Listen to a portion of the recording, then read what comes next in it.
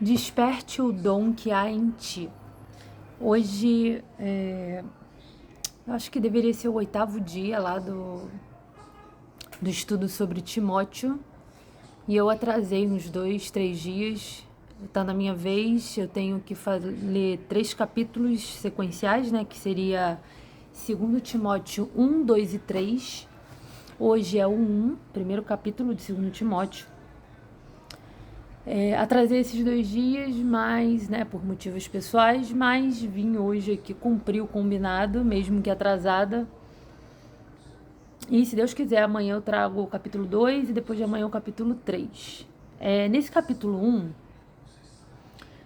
o título, assim, que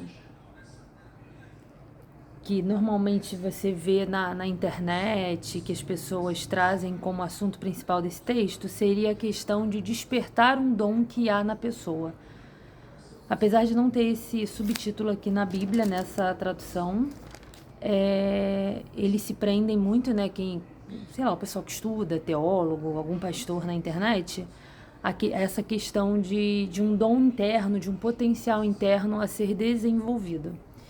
Eu vou ler o capítulo 1 e aí depois eu faço alguns apontamentos. Começa com a saudação de Paulo a Timóteo e logo depois ele diz assim: Dou graças a Deus, a quem desde os meus antepassados sirvo com uma consciência pura, de que sem cessar faço memória de ti nas minhas orações noite e dia, desejando muito ver-te, lembrando-me das tuas lágrimas para me encher de gozo, trazendo à memória a fé não fingida que em ti há, a qual habitou primeiro em tua avó e em tua mãe, e estou certo de que também habita em ti. Por cujo motivo te lembro que despertes o dom de Deus que existe em ti pela imposição das minhas mãos. Porque Deus nos deu o espírito de temor. Não nos deu o espírito de temor, mas de fortaleza e de amor e de moderação. Resumo rápido aqui é Paulo, que seria o pai, um pai espiritual, digamos assim, para Timóteo, né? Timóteo era um filho da fé de Paulo. E como eu disse no outro vídeo, ele vem recebendo cartas de instruções de Paulo para ajudar ele a lidar com alguns problemas que vinham acontecendo na igreja. E aqui você vê que Paulo inicia demonstrando um sentimento para com Timóteo. Ele amava Timóteo e ele estava ali demonstrando esse sentimento, né, nessas primeiras linhas aqui. E depois fala sobre a fé que ele via em Timóteo. Isso é interessante porque muitas vezes a gente, e isso tem a ver também com a questão do dom interno e potencial, a gente não vê em nós mesmos capacidade e potencial, mas as pessoas de fora veem. E é interessante que nas relações, nos relacionamentos interpessoais,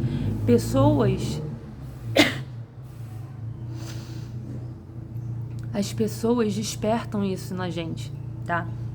E isso é mais ou menos o que Paulo está fazendo com Timóteo.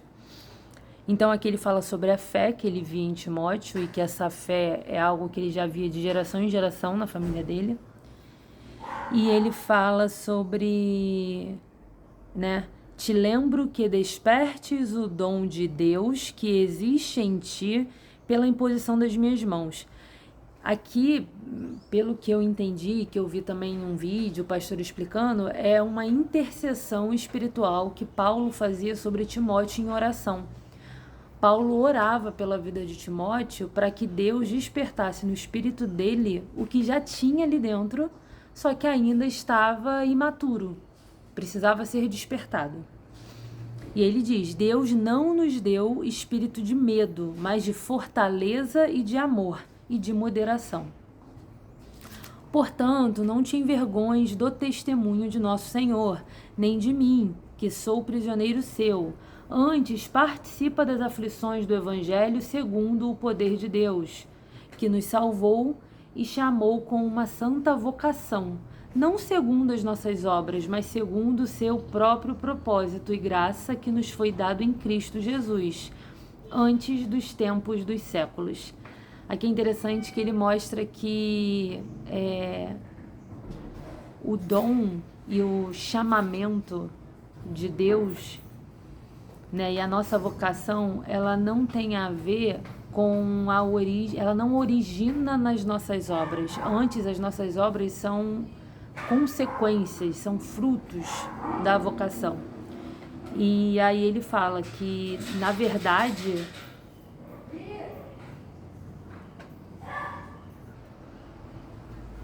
tive que pausar e voltei. Bom, admito que eu me perdi. Vamos lá, onde que eu estava?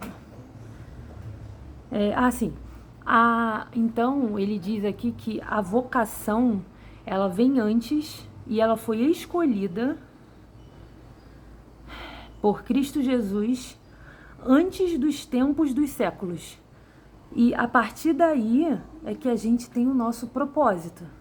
E só depois disso as obras. Pelo menos essa é a minha interpretação, pelo que eu li aqui. E que é manifesta agora pela aparição de nosso Salvador Jesus Cristo, o qual aboliu a morte e trouxe à luz a vida e a incorrupção pelo Evangelho. Para o que fui constituído pregador e apóstolo e doutor dos gentios, por cuja causa padeço, também isto, mas não me envergonho, porque eu sei em quem tenho crido. E estou certo de que é poderoso para guardar o meu depósito até aquele dia. Conserva o modelo das sãs palavras que de mim tens ouvido, na fé e na caridade que há em Cristo Jesus. Guarda o bom depósito pelo Espírito Santo que habita em nós. Bem sabes isto, que os que estão na Ásia todos se apartaram de mim, entre os quais foram Figelo e Hermógenes. O Senhor conceda misericórdia à casa de Onesíforo, não sei quem é, porque muitas vezes me recriou e não se envergonhou das minhas cadeias. Antes, vindo ele a Roma, com muito cuidado, me procurou e me achou. O Senhor lhe conceda que naquele dia ache misericórdia diante do Senhor. E, quanto me ajudou em Éfeso, melhor o sabes tu. Bom, a parte que eu mais me prendi foi realmente o início, que ele fala sobre a questão do dom. E aí eu pontuei algumas coisas que eu vi com outros, com pastores pregando. E é isso, ele inicia falando sobre o sentimento de Paulo para com Timóteo e que ele precisava ativar, desenvolver um dom que já havia nele. Paulo intercede em oração por isso, para que se desperte esse dom. E ele via em Timóteo um potencial para ele ser um cooperador de Deus. É dito na palavra que todos nós assim somos cooperadores de Deus. Não à toa, na nossa igreja, o título de pastor não recebe esse nome. A gente entende que o único pastor é Cristo, e aí na nossa igreja a gente utiliza o título de cooperador. E aqui eles estão falando, tu vê que todo o histórico ali é falando de líderes. É uma carta de um líder para o outro, de um líder espiritual, para ajudar na admoestação, ajudar na administração de uma igreja, de uma comunidade.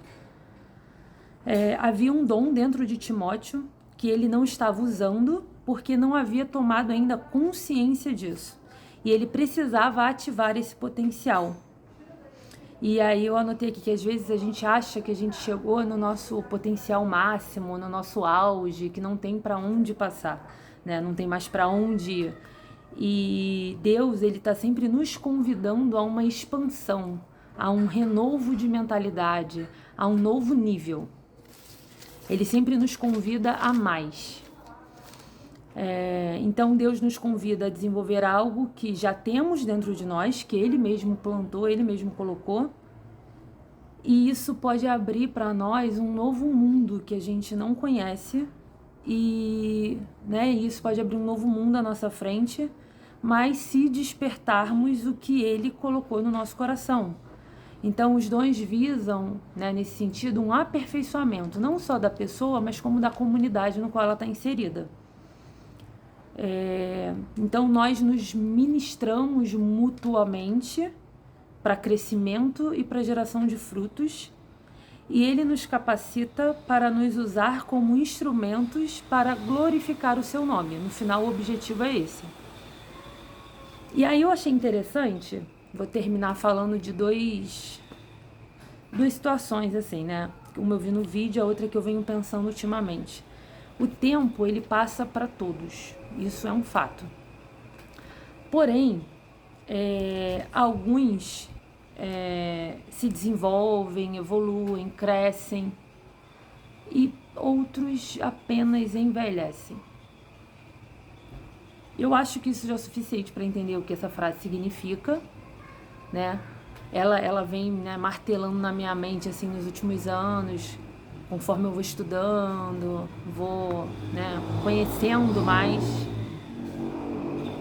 e vou observando as pessoas, a gente percebe que tem aqueles que evoluem, que crescem, tem aqueles que só envelhecem, mas continuam imaturos. Eu vi um vídeo de um outro pastor, eu acho que nem era o assunto, nem era Timóteo, na verdade não era Timóteo. E ele falava assim: conheço homens de 18 e meninos de 40. E isso é real, isso acontece muito. E você só percebe isso com o caminhar da vida.